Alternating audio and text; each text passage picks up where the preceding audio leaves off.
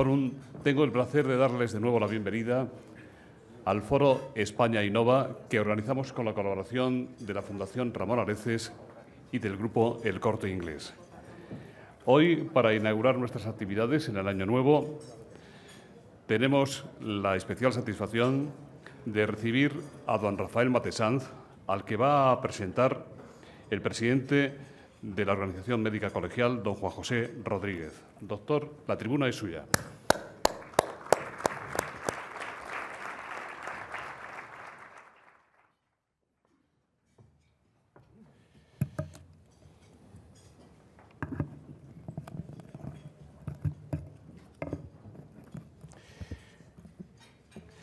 Buenos días, excelentísimas autoridades, amigos, amigas.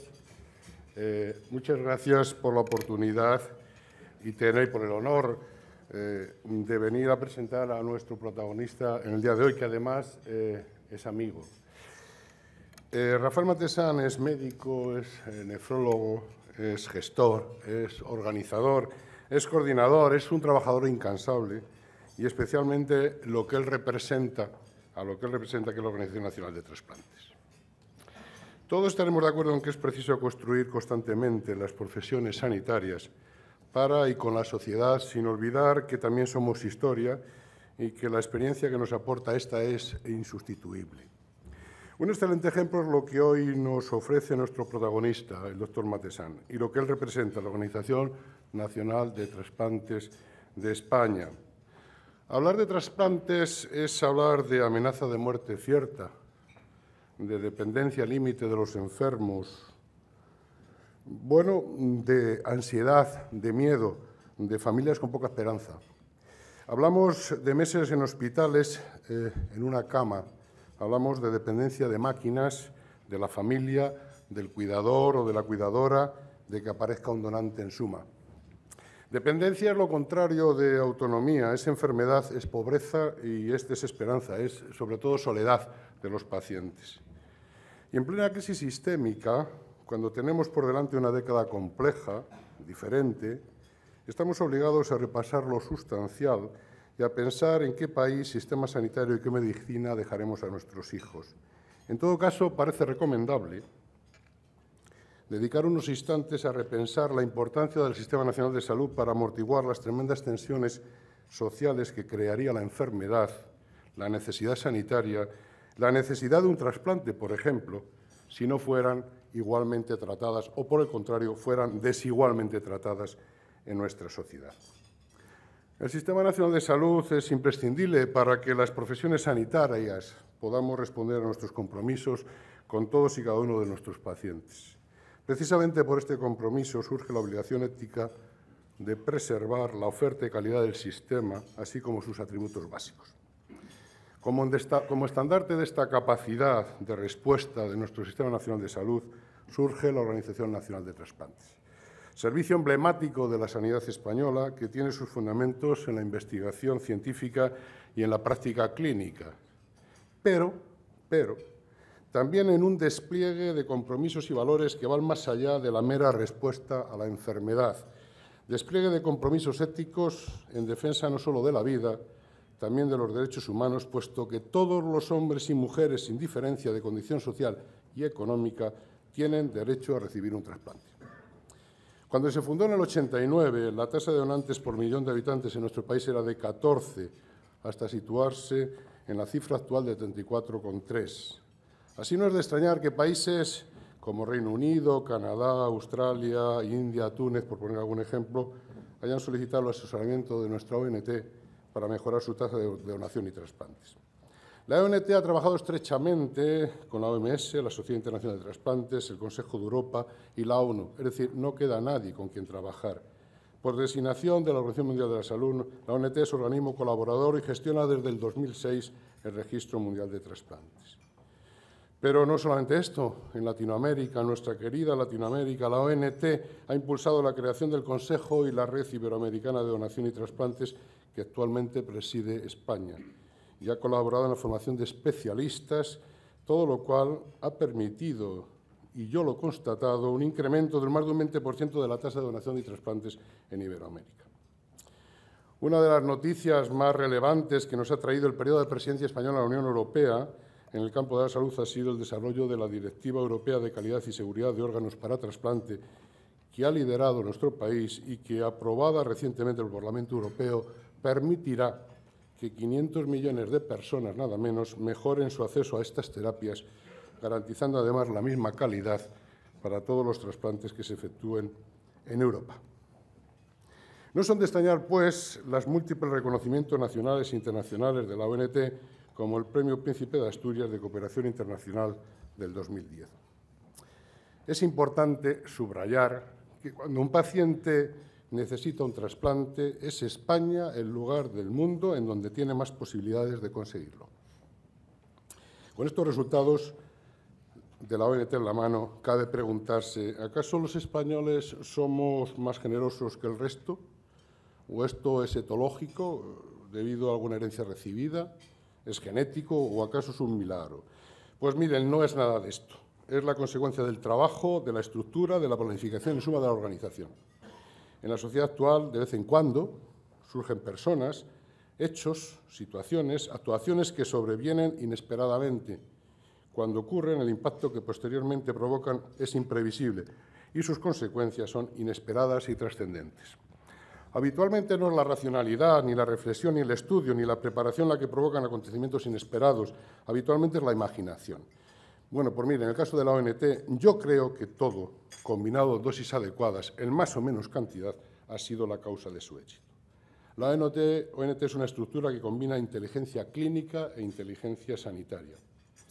Y la persona que condicionó la realidad actual de esta organización española es la figura del doctor Matesan, responsable de su creación, estructura, organización y mejora constante.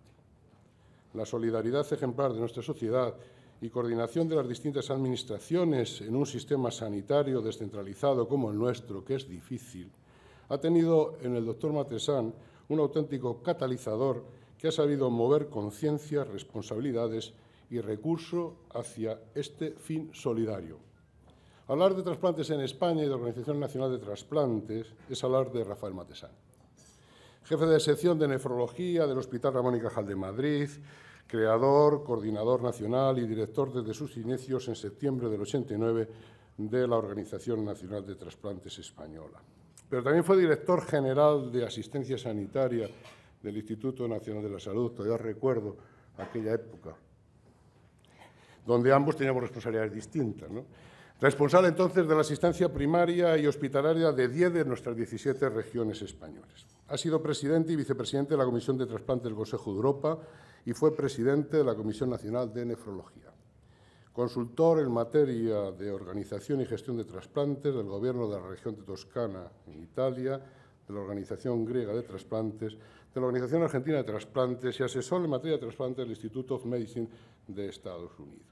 Actualmente es presidente del Consejo Iberoamericano de Donación y Trasplantes. Tiene la Gran Cruz de la Orden Civil de Sanidad y es premio Rey Jaime I a la medicina clínica. Es una autoridad mundial en este campo, nadie lo puede dudar. Y así, cuando un periodista británico, japonés o alemán quiere saber algo de trasplantes, en su país le dicen que vengan a hablar con Rafael Matesan. Es un extraordinario comunicador y así pudimos constatarlo por el interés suscitado cuando, en el contexto de la presidencia española de la Unión Europea el pasado año, la Organización Médica Colegial Española le invitó a la reunión anual del Consejo Europeo de Organizaciones Médicas para hablar de nuestra Organización Nacional de Trasplantes, celebrado en Lisboa, y para hablar del modelo español de trasplantes. Y comprobamos también su sencillez, cómo se adapta sin ningún tipo de condición a cualquier tipo de situación con el fin de cumplir con su trabajo. Y sobre todo esto, la enorme capacidad de trabajo de Rafael Matesan. Es obvia su capacidad para hacer equipos, dirigirlos y permitir desde su responsabilidad que trabajen solos pero coordinados. Posee y disfruta de una gran visión de futuro que le permite anticiparse a los problemas y buscar soluciones, porque además es extraordinariamente resolutivo. Qué importante es, y por eso le doy las gracias a este foro, que nos brinde esta oportunidad para que en el sector sanitario podamos reconocer públicamente los méritos de aquellos servicios profesionales, dirigentes, empresas que contribuyen a mantener tanto nuestro estado de bienestar como la calidad y prestigio de nuestro Sistema Nacional de Salud. El doctor Matesán merece nuestro agradecimiento y reconocimiento, pero como en alguna ocasión él mismo ha recordado, y antes de que me corrija, este reconocimiento debe ser colectivo y dirigido a todos los que trabajan día a día en este campo y a los que representa con todo merecimiento, pero también a todos aquellos que permiten cuidar y servir los cuidados necesarios antes, durante y después del trasplante hasta el final de sus vidas, es decir, a todos aquellos que lo necesiten independientemente de su condición social y económica. Y eso se llama, señoras y señores, Sistema Nacional de Salud Español. Rafa, muchas gracias.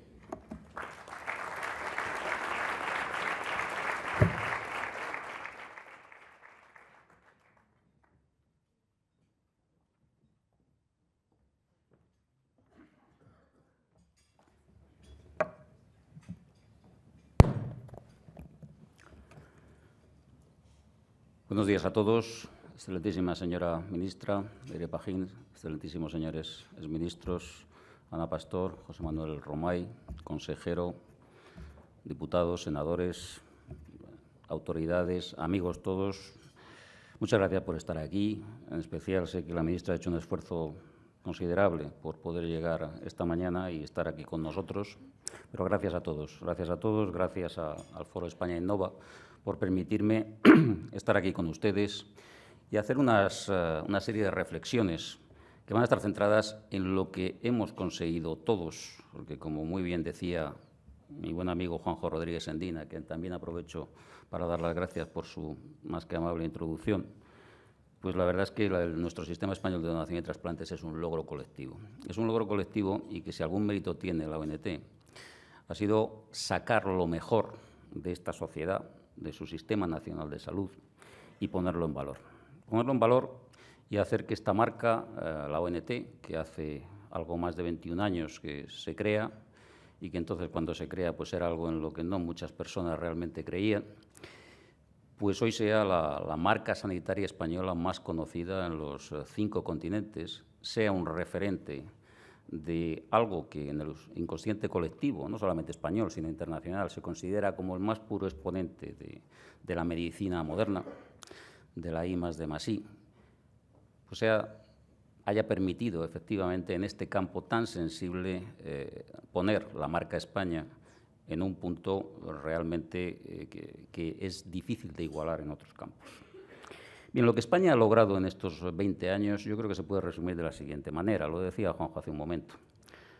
Cualquier español que durante los últimos 20 años ha necesitado para seguir viviendo o para mejorar su calidad de vida de un trasplante renal, cardíaco, hepático, pancreático, ha sido el ciudadano del mundo que ha tenido más posibilidades de conseguirlo y además, lo que es tan importante o más, dentro de un sistema público, universal, sin posibilidad de discriminación positiva ni negativa y sin necesidad de endeudarse para toda la vida, que es lo que más o menos ocurre en gran parte de los países más desarrollados. Bueno, esto se dice muy fácil, pero no es nada fácil de conseguir. Y en un mundo globalizado como el que vivimos, pues sin duda esto ha hecho que, lo que les decía hace un momento, que nuestro sistema de donación y trasplante sea conocido en todo el mundo como el paradigma de algo que funciona. ¿Y a qué se debe esto? Bueno, esto es una pregunta que se me hace con relativa frecuencia por los periodistas y en muchos foros. Y yo siempre digo lo mismo, pues miren ustedes, nunca hay un factor aislado. En general se puede hablar de un trípode. Por una parte, la gente dona. La sociedad española es generosa cuando se le piden las cosas de una forma razonable. Y no podemos olvidar eso. Sin que la gente done, todo esto no funcionaría. Esta es la gran paradoja de los trasplantes, de que alguien tiene que fallecer para que otra persona viva. Pero miren ustedes, nosotros en el año 89, cuando se crea la ONT, teníamos unos 500 donantes, hoy nos movemos entre 1.500 y 1.600, estábamos en la parte media-baja de Europa, llevamos 20 años de primeros del mundo en estos momentos, pero nosotros tuvimos el buen acuerdo de hacer una serie de encuestas en aquellos momentos, repetirlas a finales de los 90 y después otra vez ahora, hace poco, preguntándole a la población, bueno, sin más explicaciones, bueno, ¿usted está dispuesto a donar sus órganos, sí o no? Y miren ustedes, lo que nos contestaron al principio era un 56%, lo que nos contestaron en el 99 era un 58%, lo que nos contestan ahora es un 57%. La sensibilidad española no ha variado y además se concuerda con un estudio que es el Eurobarómetro, que compara la sensibilidad de todos los países de la Unión Europea, de los 27 países, y en el que España está justo en la mitad, muy por debajo de países como Suecia, como Finlandia, que después tienen la mitad de donantes efectivos que nosotros. Luego, no se ha producido realmente un cataclismo en España que haya variado la sensibilidad de la población. Además, tengan ustedes en cuenta que hemos recibido en los últimos años hasta 7 millones de personas procedentes de otros países que, desde luego, no han vivido esa revolución, porque en sus países de origen, en muchos de ellos, ni siquiera existe la donación y el trasplante, y, sin embargo, se han incorporado a nuestro modelo. Necesariamente tiene que haber algo más. Tenemos un Sistema Nacional de Salud que, como les decía, cubre a toda la población y que nos permite decir muy orgullosos: todo el mundo debe donar porque todo el mundo lo puede necesitar. Esto también es fácil de decir, pero muy difícil de conseguir, y desde luego no se da en la mayoría de los países fuera de nuestra vieja Europa. Bien, pero lo que pasa es que otros países de Europa Occidental también tienen un sistema parecido al nuestro, con algunas cosas mejor, otras cosas peor, y no tienen estos índices de donación. Necesariamente tiene que haber algo más. Bueno, pues ese algo más es lo que se conoce en el mundo de los trasplantes como el modelo español de organización. Es un sistema de organización, es un sistema de gestión. Es un sistema de gestión que consiste en tener a las personas adecuadas en el momento adecuado, y esas personas son los coordinadores de trasplantes, que están en los 177 hospitales acreditados para la donación que hay en todo el Estado, que son más o menos profesionales sanitarios, son médicos, intensivistas, la mayoría de ellos, son personal de enfermería. En total son unas 300 y pico, menos de 400 personas que forman una red de coordinación, que son los motores de todo el sistema. La ONT es el organismo que les forma, es el organismo que les asesora, es el organismo que pacta con ellos los protocolos, es el organismo, en fin, que pues realmente concentra todos los esfuerzos de todas estas personas. Y, desde luego, no ha sido ajeno a este desarrollo el hecho de que nosotros, en los 22 años que llevamos funcionando, pues por los cursos que nosotros hemos dedicado, los pocos o muchos recursos que teníamos, a cursos de formación, a formar personal. Y por nuestros cursos de formación de cómo se detecta un donante, de cómo se piden los órganos, cómo se diagnostica la muerte encefálica, cómo se hace la coordinación, fíjense que en estos momentos han pasado más de 11.000 personas. Eso quiere decir que nosotros no hemos formado solamente a los coordinadores, hemos formado a todo el Sistema Nacional de Salud. Y todo ese Sistema Nacional de Salud es el que nos ayuda cada vez que hay una donación. Miren, les pondré un ejemplo. Hace un poco más de un año, en un solo día, hubo 13 donaciones en toda España. En esas 13 donaciones de órganos, que representa el récord, intervinieron, creo que al final se hicieron 32 trasplantes como consecuencia de ella, intervinieron 23 hospitales, 8 de las 17 comunidades autónomas, unas 600 personas, 7 compañías aéreas privadas, aparte de Iberia, de aerotaxis, etcétera, 8 aeropuertos civiles y militares, que algunos de ellos se abrieron específicamente para esto. Es decir, todo funcionó como un reloj. Y, naturalmente, todo esto no se improvisa. Significa mucho trabajo, mucho esfuerzo, mucha coordinación en suma. Y la ONT es eso, es un elemento facilitador, es un elemento coordinador que además adquiere su máxima trascendencia en un sistema tan descentralizado como el nuestro. Hace poco leía la enésima opinión de que el Ministerio de Sanidad quizá debiera desaparecer al estar transferido. Bueno, yo creo que la ONT realmente pone de manifiesto que el Ministerio de Sanidad sirve para algo, sirve efectivamente como autoridad sanitaria, sirve como papel coordinador de todo esto, sirve como referencia para todo el Sistema Nacional de Salud. Pero, desde luego, la ONT tiene la palabra coordinación le da un pleno sentido, y le da un pleno sentido por todo esto que le estamos diciendo. Nosotros somos un organismo minúsculo y que, sin embargo, somos capaces de movilizar, lo que les decía antes, de extraer lo mejor de la sociedad, lo mejor de una sociedad, de todo un sistema que no está ahí para los trasplantes. Evidentemente, los aviones no están para los trasplantes, las ambulancias tampoco, los médicos que hacen trasplantes de hígado, bueno, pues mire usted, también están operando vesículas o están operando otra cosa. El que hace un trasplante de cara lo hace un día en su vida, el resto está atendiendo a grandes quemados. Es decir, no es un sistema que esté ahí para los trasplantes. Estamos sacando lo mejor de nuestro Sistema Nacional de Salud y, a su vez, lo estamos poniendo en valor. La gente aprecia el Sistema Nacional de Salud, entre otras cosas, porque los trasplantes les hacen ver que efectivamente aquello merece la pena y que sería muy difícil conseguir algo parecido. Los datos, no voy a extenderme en los datos que son de sobra conocidos. España tiene una tasa de donación que está entre los 32 y los 35 donantes por millón, que casi duplica la media europea. Algunas de nuestras comunidades, como las de la Cornisa Cantábrica, tienen 3 veces más donantes que el Reino Unido o que Alemania, es decir, no son diferencias sutiles, ni mucho menos. Sacamos 7 u 8 puntos a Estados Unidos y llevamos siendo líderes pues, desde el año 92, desde el año olímpico. De manera que el año que viene probablemente hagamos ya 20 años de este liderato. Pero no solamente son importantes los datos de cantidad, que los son, también los datos de calidad son muy importantes. Fíjense ustedes, hay un estudio al que se le ha dado poca difusión, todavía está en vías de publicación, que compara todos los trasplantes de riñón hechos en Estados Unidos con los trasplantes de riñón hechos en España. Y naturalmente no es pensable que los americanos utilicen una técnica quirúrgica distinta o que utilicen medicamentos distintos a nosotros. Hoy el mundo está muy globalizado. Pero fíjense ustedes, a los 10 años, los trasplantes hechos en España sacan una diferencia de 20 puntos de supervivencia del enfermo y del injerto a los hechos en Estados Unidos.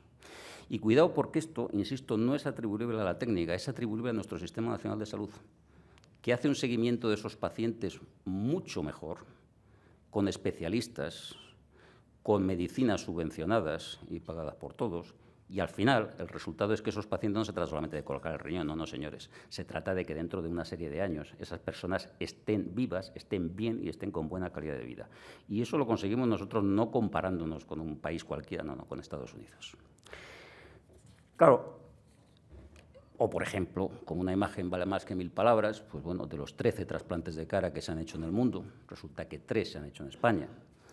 Y solamente un país donde nació esta técnica, que es Francia, ha hecho más que nosotros, hemos hecho más que Estados Unidos, y los resultados de los 3 trasplantes de cara, la verdad es que son excelentes cuando uno observa el aspecto de los pacientes y cómo van mejorando día a día. Claro, un sistema como este, insisto, en un mundo globalizado es conocido por todos y ha tenido su influencia y su repercusión. Los países que más cosas han adaptado de nosotros han sido, por una parte, los países vecinos. Portugal es un muy buen alumno nuestro. La verdad es que Portugal ha adoptado nuestro sistema y además actúa sobre un sistema, sobre un sustrato epidemiológico sensiblemente diferente al nuestro, porque el enorme descenso de los accidentes de tráfico que se ha producido en España no se ha producido en Portugal. En consecuencia, los portugueses han ido subiendo y están todavía detrás de nosotros, pero a muy poca distancia precisamente por esto. Pero bueno, es la más pura demostración de que el sistema funciona. Lo mismo en Italia. Yo tuve la fortuna de trabajar un par de años en la región de Toscana. La región de Toscana está en 40 y tantos donantes por millón en estos momentos, y toda la Italia del norte realmente tiene unas cifras españolas. Lo que pasa es que la Italia del sur es otro mundo, ¿no? Francia lo mismo, ha adoptado nuestro sistema. Bélgica también, toda una serie de países que han ido adaptando nuestro modelo. El propio Reino Unido, que hizo una apuesta muy importante cuando gobernaba Gordon Brown por evolucionar hacia nuestro modelo, la verdad es que ha ido mejorando, y el propio Estados Unidos ha cogido muchas cosas de nuestro modelo, no completo, pero sí muchas cosas. Efectivamente, como decía el doctor Rodríguez Sendín, ha sido en América Latina probablemente donde nosotros hemos colaborado más. Hemos formado, a través del Consejo Iberoamericano de Donación y Trasplante, más de 200 profesionales que en estos momentos están ocupando puestos de responsabilidad en sus respectivos países, son coordinadores regionales o nacionales, y la tasa de donación en América Latina ha subido un 20% en estos últimos 4 años, y es la única parte del mundo donde realmente se está produciendo este incremento. Y tengan ustedes en cuenta que son 500 millones de personas. Europa, ya se ha referido igualmente el doctor Rodríguez Sendín, la influencia del modelo español ha sido muy grande. El 19 de mayo del año pasado recibíamos el espaldarazo enorme de la aprobación de una directiva que, si la última directiva que se ha aprobado en el Parlamento, la cross-border, la transfronteriza, ha durado 5 años, pues nosotros la liquidamos en 5 meses. Y fue la primera directiva aprobada en mucho tiempo, y la verdad es que por aclamación de todo el Parlamento Europeo.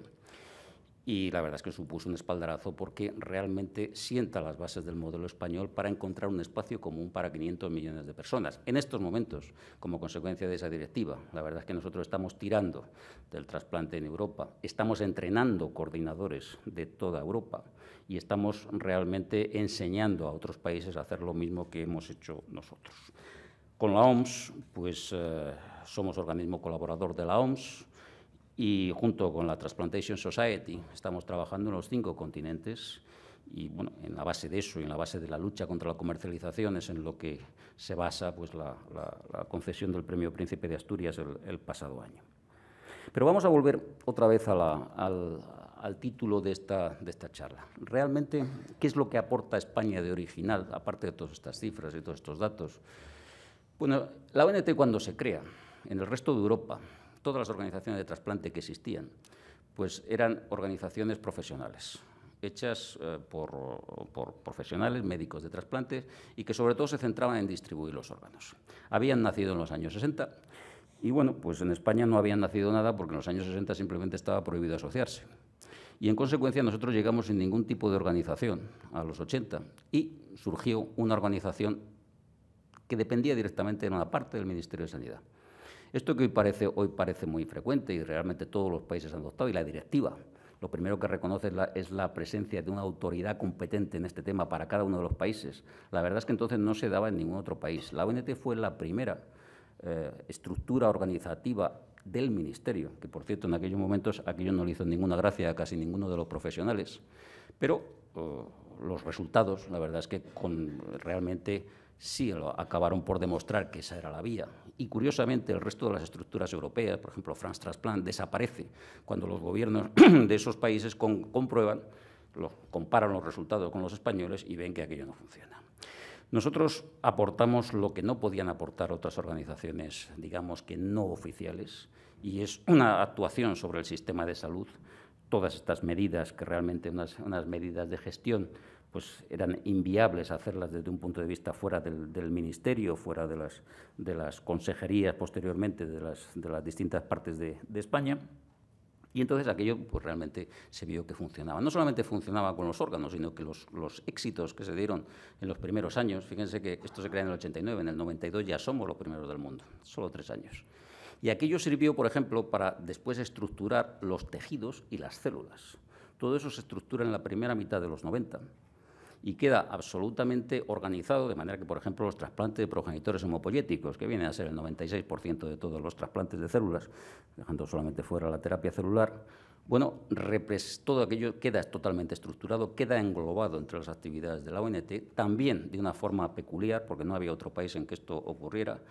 Y entonces queda configurado la ONT como un organismo público, parte del Ministerio de Sanidad, en una sanidad cada vez más descentralizada, que se encarga de la donación y el trasplante de órganos, tejidos y células. Esto hoy es a lo que tienden todos los países, pero esto es un invento español. Esto es un invento español que no existía en ninguna parte y que ha demostrado que las cosas funcionan así. Después, otra de las cosas que nosotros hicimos fue poner la donación en el centro de todo el sistema.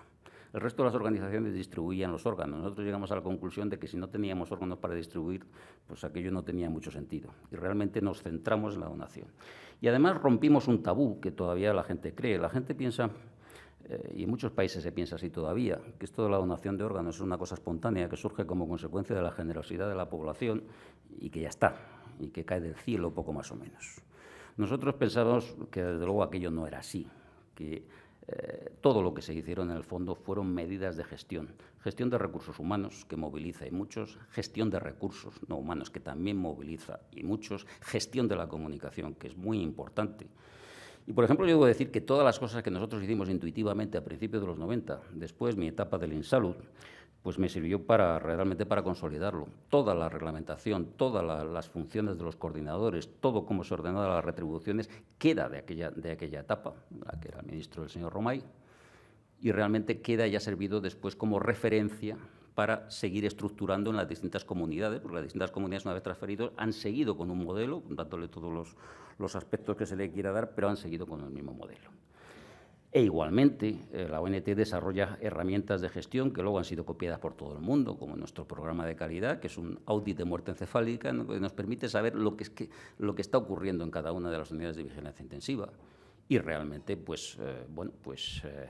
si hay un problema en algún sitio, hacer una auditoría externa por parte de coordinadores o intensivistas de otra parte de España y proporcionar una solución. O, por ejemplo, en estos momentos, el plan estratégico que estamos llevando a cabo, que empezamos hace 3 años y que nos ha permitido, pues, a pesar de estas variaciones epidemiológicas, del descenso de los accidentes de tráfico, de todas las causas de muerte encefálica que se han producido en nuestro país, nos han permitido seguir más o menos liderando el mundo. Bueno, todo esto se basa, entre otras cosas, en un programa de aplicación estricta del método de benchmarking en todo el país, algo que no se está haciendo en ningún otro lugar del mundo y que nosotros también hemos sido, somos y seremos pioneros en ese tema.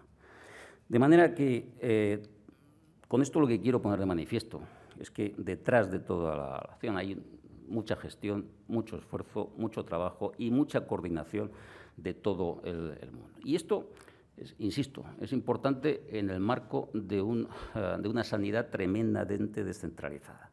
Pero es que la ONT se ha convertido en una especie de franquicia general. Pero la ONT, miren ustedes, es un organismo autónomo muy pequeño, con un presupuesto que no llega ni siquiera a los 4 millones de euros y que dentro de la Administración central, pues a los que nos oyen mucho salir en los medios y tal y miran nuestro presupuesto, les causa hasta risa, simplemente. Y sin embargo, somos un ejemplo de alguien que un médico o un personal de enfermería de Madrid, de Barcelona, de Bilbao, de Sevilla, está muy orgulloso de decir que pertenece a la ONT. Y nosotros estamos encantados de que lo diga.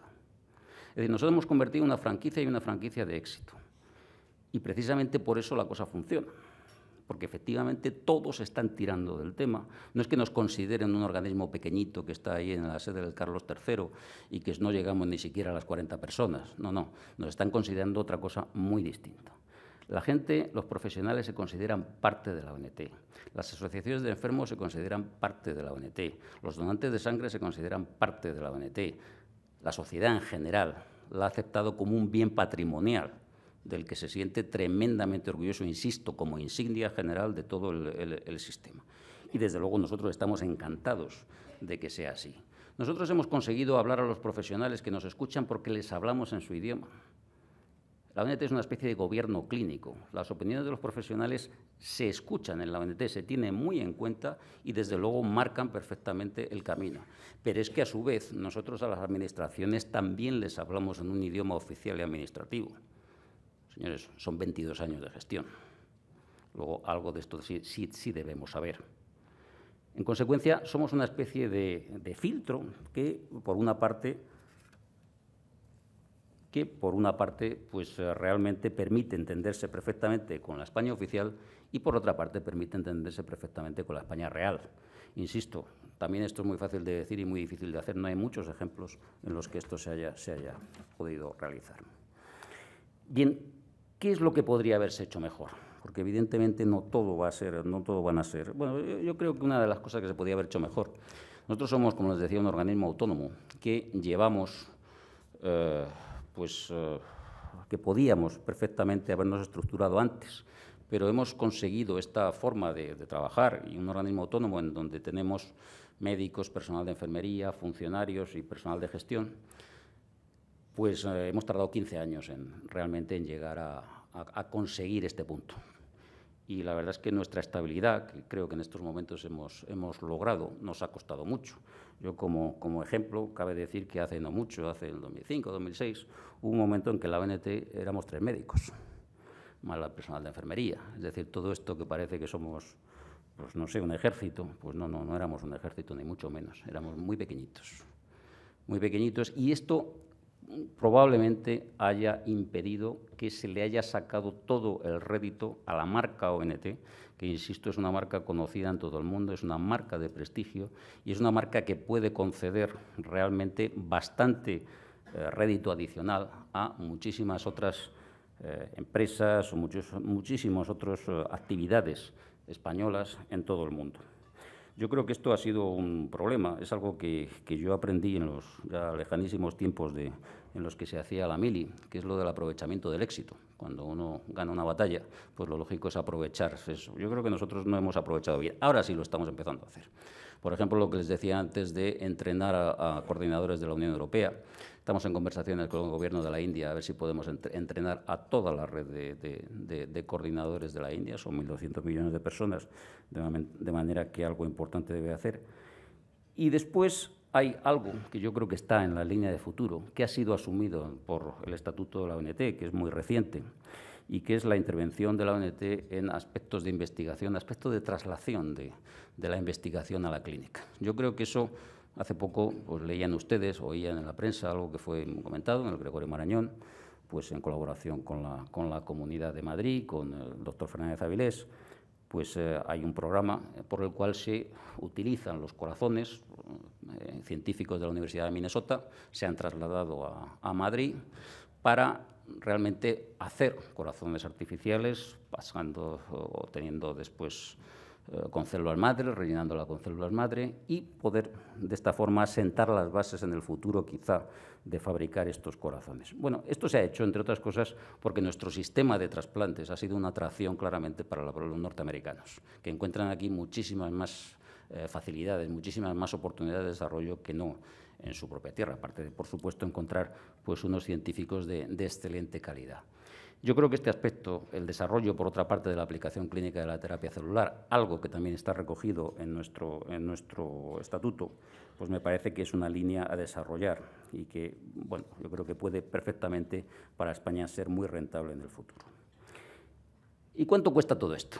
Bien, sobre todo en tiempos de crisis, es muy importante tener perfectamente evaluado si realmente esto de los trasplantes lo podemos afrontar o si es una medicina de lujo que nos está costando más de lo que podemos.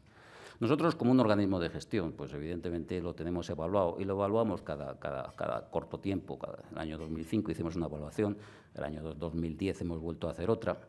Entonces, para que ustedes entiendan lo que significa el coste de los trasplantes, pónganse en el lugar del trasplante más frecuente, el de riñón, y su alternativa, que es la diálisis. Cuando a un enfermo le dejan de funcionar los riñones, tiene tres posibilidades: o se le dializa, o se le trasplanta, o se muere. No hay más que esas tres posibilidades. Claro, descartado evidentemente en un país desarrollado el fallecimiento del paciente, pues el coste de un paciente en diálisis, todo incluido, en un país de Europa Occidental, oscila entre 40 y 50.000 euros año, todo incluido. La sesión, el transporte, la medicación, la eritropoyetina, las complicaciones, etc. El coste del trasplante el primer año, también todo incluido, es un poco más alto, pero inmediatamente cae hasta las cifras simplemente de la inmunosupresión y las complicaciones, que viene a ser pues, aproximadamente unos 6.000 o 8.000 euros el segundo año, y va descendiendo poco a poco, mientras que la diálisis va subiendo. Claro, entonces fíjense ustedes, si nosotros cuando empezamos la ONT, el número de trasplantes de riñón que se hacen en España eran aproximadamente unos 1.000 al año, y probablemente si no hubiéramos hecho nada seguiríamos haciendo 1.000 al año. En este momento estamos en 2.400. Gracias a este esfuerzo, España es uno de los poquísimos países, el único importante, que tiene el mismo número de enfermos en diálisis que en trasplante.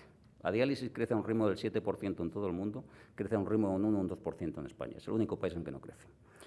Luego, todos esos pacientes, si no hubiéramos hecho esto, o bien se habrían fallecido, o bien estarían en diálisis. Bueno, pues simplemente lo que costaría mantener a esos enfermos en diálisis es más del doble de todo lo que cuesta los trasplantes de riñón, hígado, corazón, intestino, páncreas, la ONT, los coordinadores, etcétera, etcétera. ¿Cuánto cuesta todo esto? Está cuantificado. Si aplicamos las tarifas GRD que tienen las comunidades autónomas, aproximadamente es unos 170 millones de euros lo que cuestan hacer todos los trasplantes de órganos en España. Con un poco más, se puede decir que más o menos unos 200 redondeando. La ONT y la estructura de coordinación periférica, que es lo que nos diferencia del resto del mundo, representa aproximadamente unos 10 millones de euros. Toda la estructura de coordinación, etcétera, etcétera. Luego, como ven ustedes, las cifras de las que estamos hablando, las cifras de un organismo que ha puesto a España absolutamente en primera fila mundial de todo este aspecto de tanta importancia de investigación y desarrollo, pues son realmente, comparadas con los presupuestos del Sistema Nacional de Salud, bastante escasas y, desde luego, con una perfecta relación coste-beneficio, que es lo importante. Y para finalizar, pues simplemente para poner de manifiesto lo que representa una donación, pues un estudio realizado por la UNOS hace unos años. La UNOS es la equivalente a la ONT pero de Estados Unidos, que comparaba la supervivencia de pacientes trasplantados con la supervivencia de pacientes que no reciben un trasplante, bien dializados o bien tratados de forma conservadora. Bueno, pues cuando se produce una donación de una persona joven y se trasplantan todos sus órganos, al final se está regalando a los distintos pacientes un total de 56 años de vida. 56 años ganados a la muerte gracias a una donación. No existe en medicina, ninguna cirugía, ningún acto que realmente sea capaz de proporcionar 56 años de vida ganados a la muerte. Yo creo que con esto se simboliza perfectamente el valor de una donación y se simboliza el valor de las 1.500 y pico donaciones que se producen en España todos los años. Muchas gracias por su atención.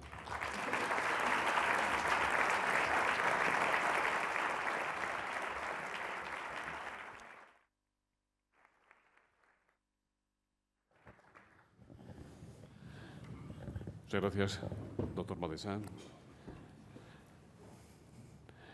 Antonio San José será de nuevo el moderador del coloquio de hoy. Muchas gracias, muy buenos días. Me gustaría, doctor Montesán, que comenzáramos haciendo algo de pedagogía, hablando de un término que es vital para los trasplantes y que a veces se utiliza mal o equivocadamente en los medios de comunicación cuando se habla referido a unas personas de muerte cerebral. Una persona conocida está en muerte cerebral. Exactamente ese concepto nos lo podía aclarar para que todo el mundo lo tuviera claro. Pues sí, la muerte cerebral se trata de la destrucción del sistema nervioso central, que es donde radica la vida, y esto se produce bien por un traumatismo, un accidente de tráfico o de otro tipo, un traumatismo craneoencefálico, o bien una hemorragia cerebral, un ictus. Se produce la destrucción del cerebro, la destrucción del sistema nervioso central, y entonces esa persona, solamente porque está conectada a un respirador, todavía durante unas horas sigue el corazón latiendo, sigue llegando la sangre a los distintos órganos, pero esa persona está muerta desde un punto de vista científico, ético y legal. Y precisamente los trasplantes existen gracias al reconocimiento de esa muerte cerebral. Antes de que existieran, los trasplantes de donación de cadáver no podían existir, solamente los de vivos serían posibles. En consecuencia, sí, efectivamente, es la base de todos los trasplantes. Y, naturalmente, la posibilidad de que haya donantes depende del número directamente del número de muertes cerebrales que se produzcan. Representan en estos momentos en España el 92% de todos los donantes. Hay otros donantes que son los donantes en parada cardiocirculatoria, pero, en fin, el donante estándar es ese, es el de muerte cerebral. ¿Y las donaciones y los trasplantes entre vivos? Bueno, pues esto es algo que en España no estaba muy desarrollado. Curiosamente, los primeros trasplantes que se hicieron, sobre todo los primeros trasplantes que se hicieron con éxito, eran entre vivos, porque la verdad es que no eran entre vivos y entre familiares. Y en España no alcanzaron mucho número, precisamente por la enorme abundancia de la donación de personas fallecidas. Pero hoy por hoy, desde el principio del siglo, empezamos a potenciar esta modalidad, pues porque nuestros donantes son cada vez de mayor edad, por ese cambio epidemiológico de la disminución en picado de los traumatismos craneoencefálicos, y hoy sabemos además que el mejor tratamiento que se le puede ofrecer a una insuficiencia renal es una donación de vivo antes de empezar la diálisis. Esto, cosa que hace 20 años no teníamos ni mucho menos ese concepto. De manera que en estos momentos lo estamos potenciando. Estamos en un 1 o un 2% de todos los trasplantes de riñón que se hacían, y ya el año pasado llegamos a un 11% y queremos todavía llegar a más. Sí, me gustaría que nos situáramos en el pasado viernes 3 de diciembre, el día de la huelga de los controladores aéreos, cuando se colapsaron los aeropuertos de toda España. ¿Qué disposición tuvieron los controladores ante hipotéticos traslados de órganos para trasplantes? No se perdió ningún órgano en la huelga de los controladores, y nosotros, yo debo decir, esto no está dicho en ninguna parte, pero es verdad, que recibimos una llamada anónima de los controladores que nos aseguró que si existía algún vuelo que hubiera que transportar algún órgano, se le daría prioridad absoluta. Lo que pasa es que coincidió que ese día no hubo necesidad de hacerlo. ¿Es trasladable a su juicio, doctor Montesán, el modelo de coordinación de la ONT a otras áreas de la sanidad? ¿Se ha intentado alguna vez? Yo creo que sí, antes lo decía. A mí me parece que un modelo como el de la ONT da sentido a la existencia de una estructura oficial central, el Ministerio de Sanidad, y que exactamente igual que se ha hecho con los trasplantes se podría hacer con multitud de otros aspectos.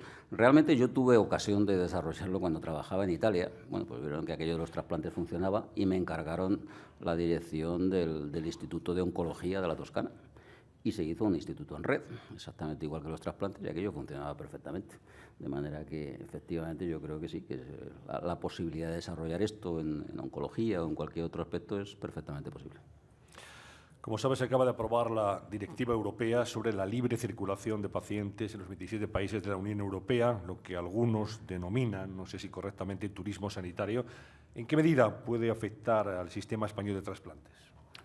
Nosotros teníamos serios temores con esta directiva, porque lo que querían determinados países y determinados países de peso era una libre circulación de pacientes en el tema de los trasplantes. Claro, nosotros somos los que más tenemos, las mayores posibilidades de trasplantarse, y hay muchos países, por reducirlo a números, de los 32-35 donantes por millón de España, en Bulgaria y Rumanía están en 1 o 2 por millón. Claro, en esas situaciones la apertura de las fronteras significaría una invasión total de pacientes en nuestra lista de espera. Y claro, esto no es un problema de recursos, esto es un problema de disponibilidad de órganos y órgano que dediquemos a personas no residentes en España, no voy a utilizar la palabra español porque nosotros consideramos que tiene el mismo derecho cualquier persona que resida oficialmente en España. Pero órgano dedicado a una persona de fuera es órgano sustraído al pool de pacientes españoles. Luego, esto podría haber sido realmente un desastre. Nosotros dimos la batalla en este sentido en Bruselas, bastante. Lo que pasa es que aquí la posición de los distintos países de mucha fuerza lo ha dejado en un aspecto que yo estuve leyendo, la redacción final de la que aprobó el Parlamento el otro día. Y yo creo que con esa redacción nosotros nos podemos defender perfectamente, porque dice que se excluye literalmente la distribución de órganos y creo que es algo así como la adjudicación de órganos, con lo cual, si eso es así, pues la verdad es que nosotros podemos perfectamente defendernos y, en todo caso, pues en la transposición que hagamos esto habrá que dejarlo perfectamente dicho. Yo creo que aquí tenemos que decir lo que decía Romanones: haga usted la ley y déjame a mí el reglamento. Bueno, vamos con las preguntas de los asistentes al desayuno. Nieves Herrero, de Madrid Diario, dice: ¿la crisis actual ha tenido alguna repercusión en la ONT? Una reducción en la subvención de 4 millones de euros, ¿qué supondría para los posibles trasplantados? Bueno, la ONT es un organismo público y, en consecuencia, ha tenido la reducción en su presupuesto que han tenido el resto de los organismos públicos. Yo creo que tampoco hay que hacer una tragedia del tema y hay que simplemente que seguir trabajando.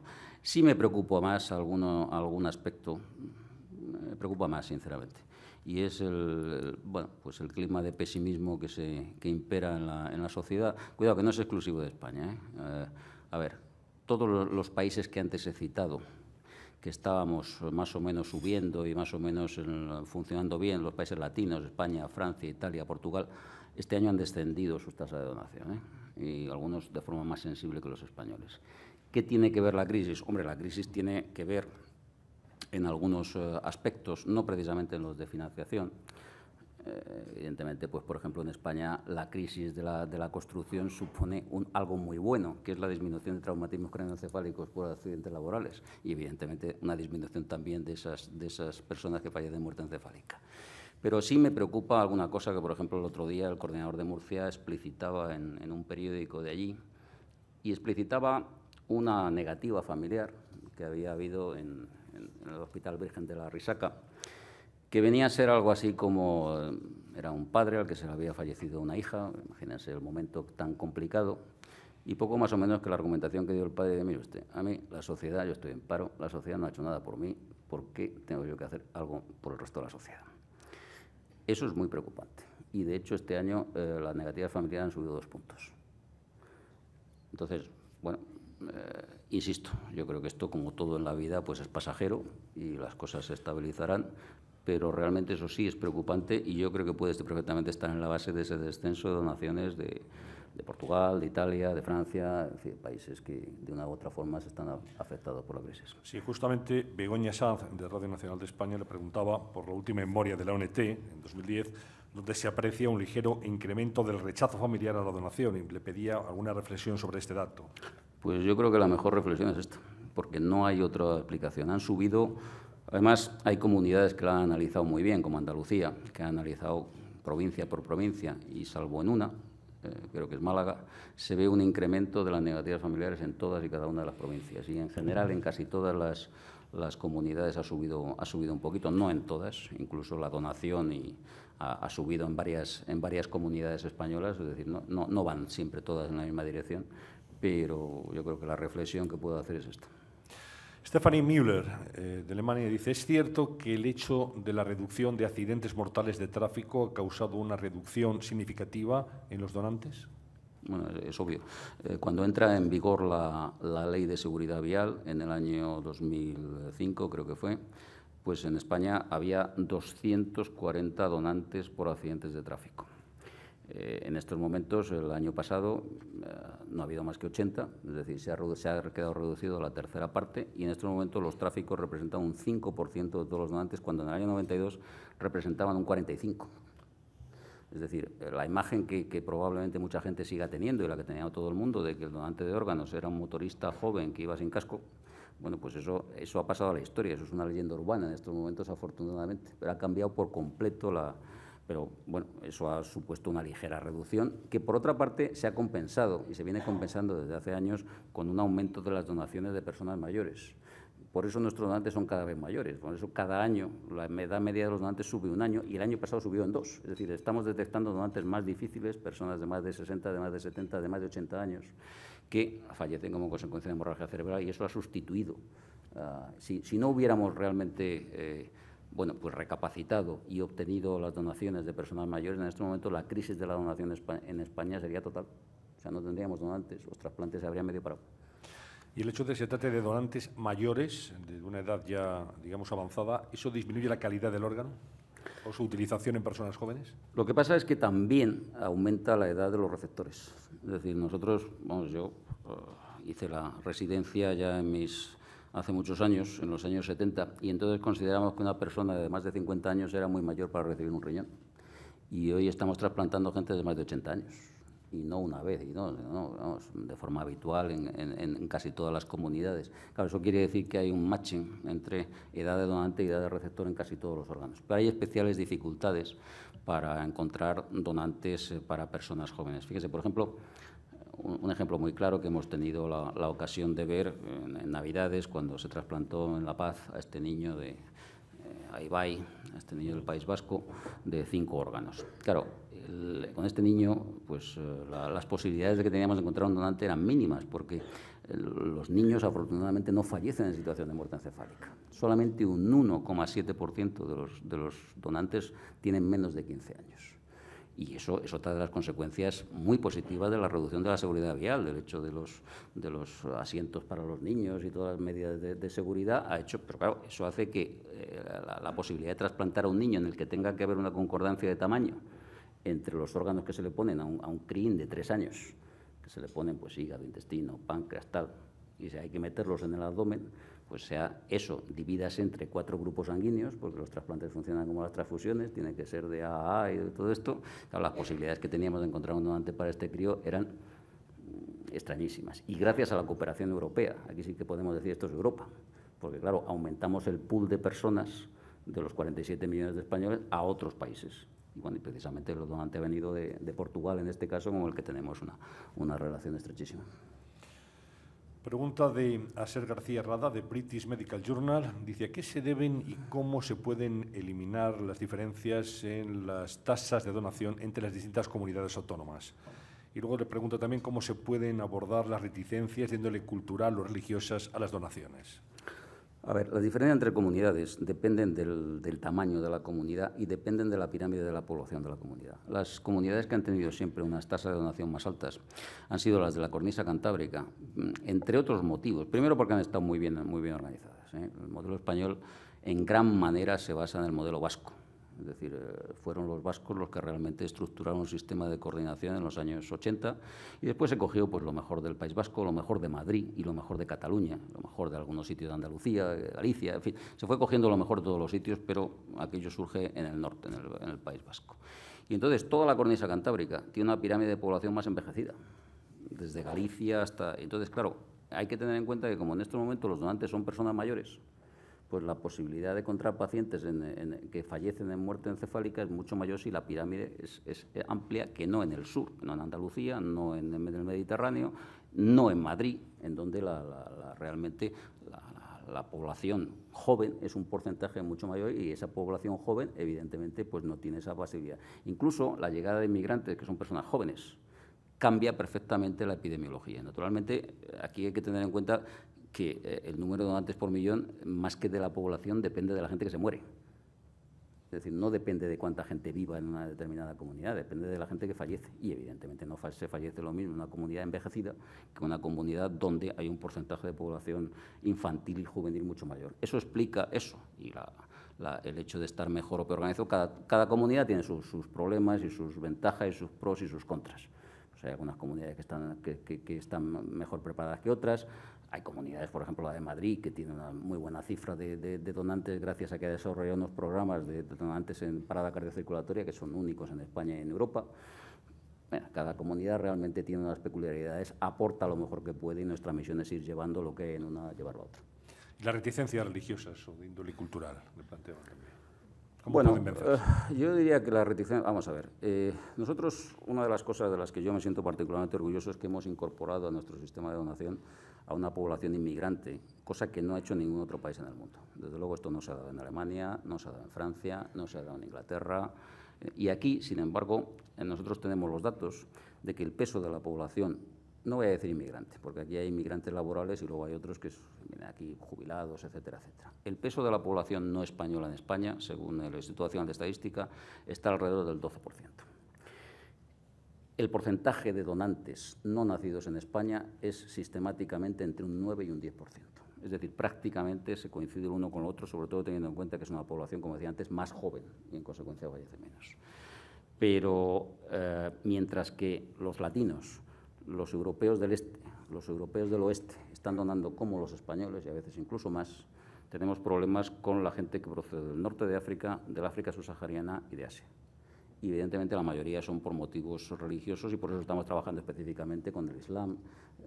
Tenemos verdaderos problemas porque aunque las religiones en realidad, cuando uno habla con los líderes religiosos, no prohíben la donación, pues en la práctica sí hay problemas. La gente no lo tiene claro, pero desde luego con las religiones católicas, protestantes, en absoluto es un problema, sino más bien todo lo contrario. Cristina Herrera, de La Gaceta, le pregunta si hay fecha ya para realizar el primer trasplante por la vía del buen samaritano. Dice, donar un órgano, por ejemplo un riñón, en vida a otra persona de forma anónima. Yo creo que en los primeros meses de este año, porque no lo hemos realizado hasta ahora precisamente porque con los buenos samaritanos pues sirven en lo que se llaman las donaciones en cadena, que son cuando una persona quiere dar un riñón a un familiar, pero hay una incompatibilidad de grupo, de otro inmunológica, y al lado, en otro sitio, en otra parte de España, hay otra familia que le pasa lo mismo, pero al revés, bueno, se cruzan el donante de una, el receptor de otra, eso es una donación cruzada. Si eso se hace con 5, 6, 7 parejas, pues eso es lo que se llama donación en cadena. Y las donaciones, los buenos samaritanos sirven, en una experiencia que ya en Estados Unidos está muy desarrollada, como comodines en esas cadenas.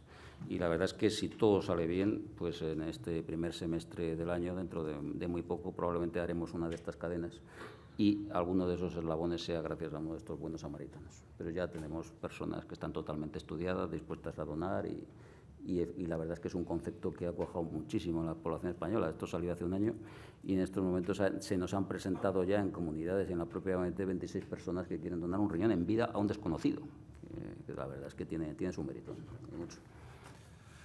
Coral La Rosa, de Informativos Telecinco, le dice, doctor Matesanz, hemos tocado techo en cuanto a donantes y número de órganos a donar, o las expectativas para los que necesiten un órgano nuevo están en la terapia celular, en la regeneración de tejidos, en la creación de nuevos órganos bioartificiales.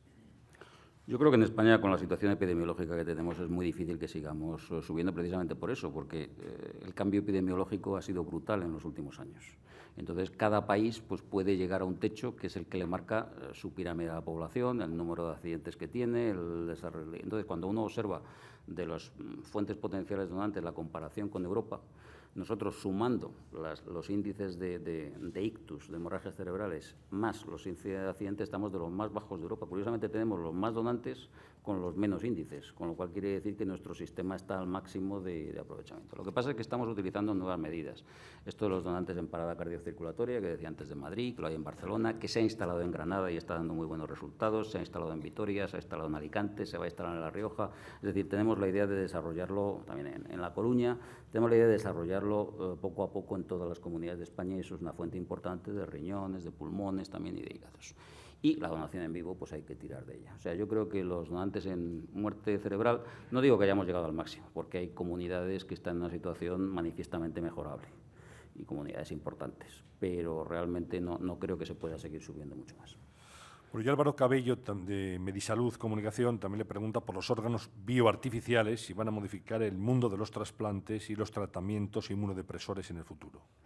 Bueno, esto lo puede modificar, pero desde luego no. Yo diría que más que mañana lo pueden modificar pasado mañana, ¿no? O sea, esto es algo en lo que hay que trabajar porque es el futuro, pero evidentemente no vamos a ver un corazón bioartificial implantado. Lo veremos, pero lo veremos in vitro. No lo veremos implantado en un ser humano, desde luego, ni en 2, ni en 3, ni en 5 años, sino a más largo plazo. Pero hay que trabajar porque es el futuro. Una asistente a este desayuno le pregunta si todos los pacientes en diálisis son potenciales receptores de órganos y si debe el paciente reunir unas características especiales para ser receptor. No, solamente un 20% de la gente que llega a diálisis en estos momentos es susceptible de recibir un trasplante. ¿Por qué? Pues porque las indicaciones de diálisis se han aumentado de forma totalmente tremenda. También exactamente igual, como decíamos, con los requisitos para trasplantar. Y aunque se están trasplantando personas muy mayores, la verdad es que en diálisis entran personas pues, con mucha edad, con muchas lesiones de arteriosclerosis u otras complicaciones. Y como digo, como término medio en España, entre un 20 y un 25% de la gente que entra en diálisis es susceptible de ser trasplantada.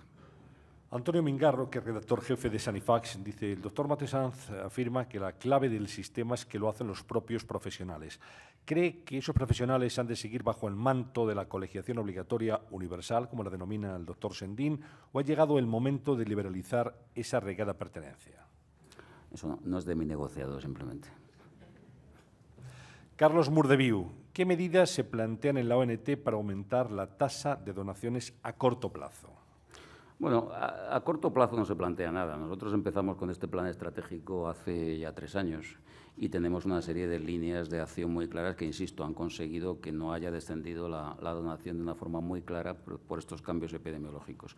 Yo creo que nosotros hemos desarrollado este programa que decía antes de buenas prácticas, de benchmarking, analizando qué es lo que funciona bien en todos y cada uno de los hospitales de España, con un método científico muy estricto, y en este momento nos encontramos en la fase de difusión de ese programa a todos los hospitales, precisamente para ir, bueno, es algo que ha estado hecho entre todas las comunidades, entre todos los profesionales, que está muy sentido, muy consensuado, y desde luego yo creo que de ahí se pueden perfectamente mejorar las tasas de donación. Lo de los donantes, los programas de donación en parada cardiocirculatoria es otra línea, y lo de la donación en vivo pues exactamente igual.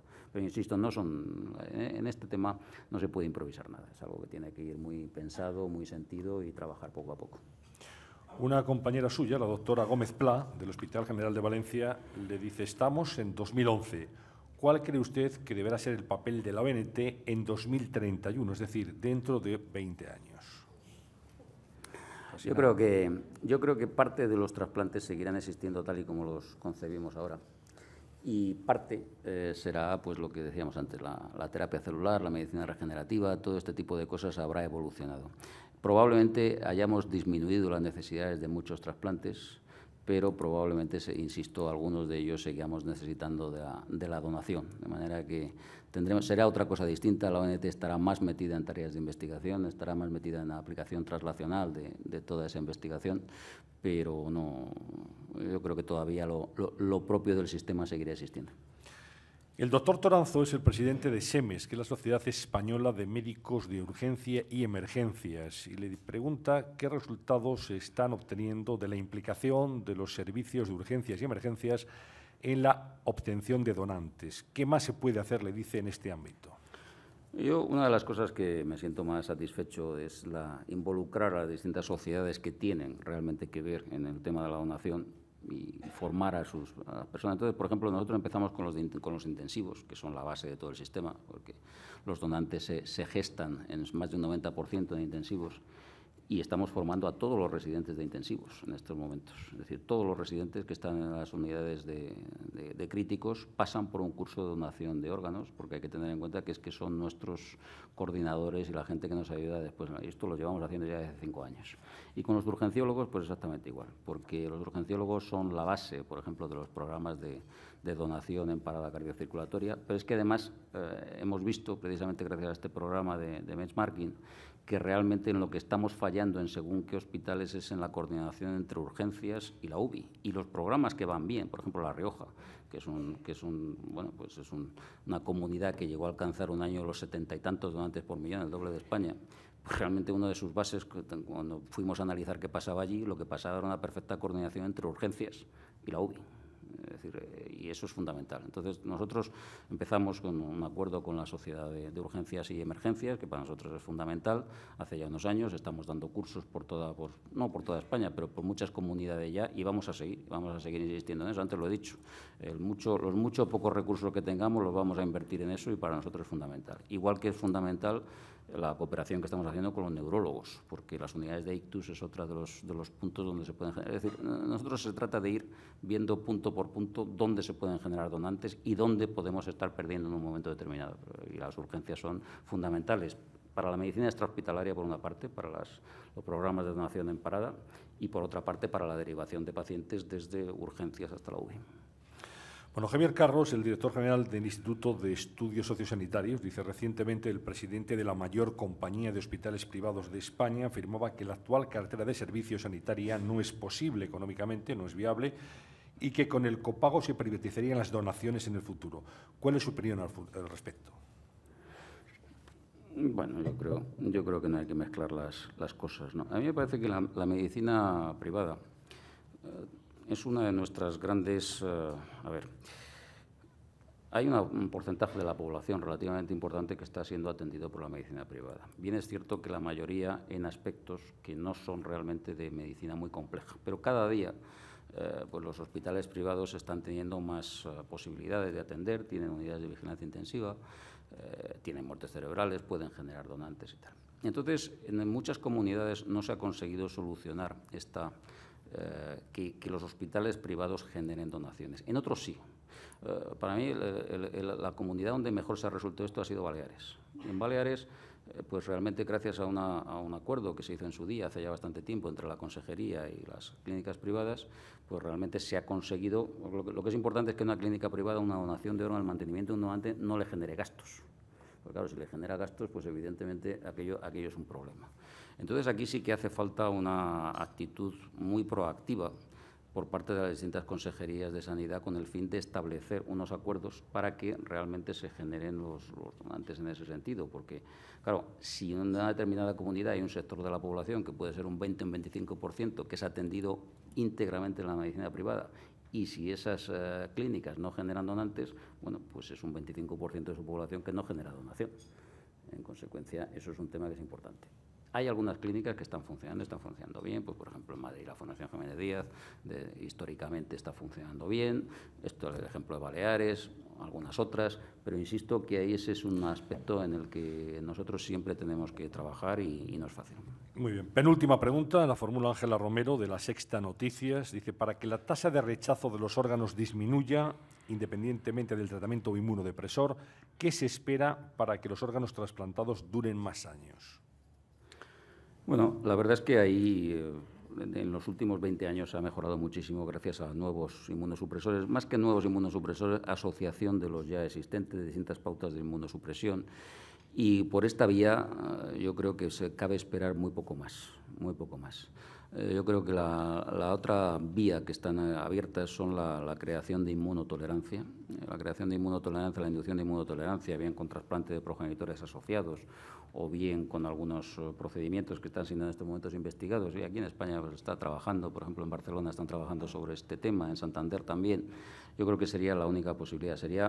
La inmunotolerancia supone que el organismo que recibe el órgano lo acepte como suyo.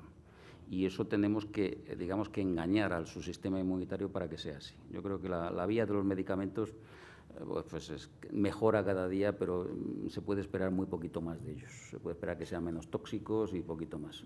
Otras vías, y por supuesto esto de los órganos bioartificiales, pues sería una vía de futuro, porque como se hace con células madre propias, pues la verdad es que esas células madre propias no inducirían rechazo en la persona que las recibe. Estas son otra vía, son las dos vías más interesantes del futuro. Bueno, pues la última pregunta voy a permitirme invitar a formularla al profesor Mayor Zaragoza, que es presidente del Comité Científico de la Fundación Ramón Areces. Ya le escuché en la Fundación Ramón Areces hablar de la supervivencia post-trasplante en el caso de España en relación a los Estados Unidos. Yo encuentro que hoy, como lo ha vuelto a repetir, es extraordinariamente llamativo que en España esta calidad de vida se prolongue durante 10 años más que en un país como los Estados Unidos. Y quisiera que nos explicara a qué se debe, porque vuelvo a insistir, desde un punto de vista científico y de medicina personalizada, creo que es extraordinariamente interesante este mayor éxito, no solo del trasplante, sino de la duración del mismo. Pues es un dato interesantísimo. Y es tan interesante que que es un estudio que está hecho por muchos de los trasplantadores de riñón españoles y por sus colegas norteamericanos, está encontrando serias dificultades para ser aceptado en una revista de habla inglesa de alto impacto, porque los propios, dominadas por los norteamericanos, evidentemente, porque les cuesta creérselo a los norteamericanos. Pero el estudio yo le he visto, se ha presentado en distintos congresos nacionales e internacionales. Y claro, el problema realmente es el que usted me pregunta, es decir, ¿cómo se explica esto? Y la única explicación, porque se ha hecho, el estudio es muy profundo y analiza la población española con la población norteamericana. Hay un cierto mayor porcentaje de diabéticos en Estados Unidos, como corresponde habitualmente, que tienen una supervivencia algo peor, pero eso no explica esas diferencias enormes. Y entonces la única explicación importante que se ha visto es precisamente la estructura de cómo se sigue la evolución de esos pacientes, cómo se sigue en un sistema nacional de salud como el español, a cargo de los especialistas, los nefrólogos, los endocrinos, todo de una forma evidentemente subvencionada por el Estado, y cómo en Estados Unidos incluso una de las causas más importantes de pérdida de injerto es el no poder pagar la medicación. Claro, es que esto se dice pronto, pero bueno, es que es una realidad. Es que cuando uno analiza en la grandes series de Estados Unidos causas de pérdida de injerto, pues una de las causas de pérdida de injerto es que el seguro deja de cubrirlo. Y claro, la medicación cuesta mucho dinero. Entonces, al final, por unas cosas u otras, claro, el resultado final es apabullante. Es que es una cosa que encontrar una diferencia de 20 puntos en un estudio como este, bueno, con muchos miles de enfermos metidos, pues la verdad es que supone algo. Y yo creo que eso pone en valor, insisto, no nuestro sistema de trasplantes, nuestro sistema nacional de salud. Muy bien, pues voy a ceder la palabra a don Raimundo Pérez Hernández, director de la Fundación Ramón Areces, director general de esta fundación, para que cierre el acto en nombre del patrocinador del mismo. Muchas gracias. Una vez más, en nombre del Grupo El Corte Inglés y de la Fundación, me es especialmente grato darle las gracias al profesor Matesanz. El profesor Mayor Zaragoza se refería a un simposio que tuvo lugar en la Fundación en noviembre, titulado Nuevas fronteras del trasplante, que fue de un extraordinario interés. La Fundación se congratula especialmente de esta asociación estratégica que tenemos con la ONT, en virtud de la cual se ha hecho este simposio, y se harán, sin duda, muchos más reuniones, actos, eventos en el futuro. A eso nos comprometemos públicamente.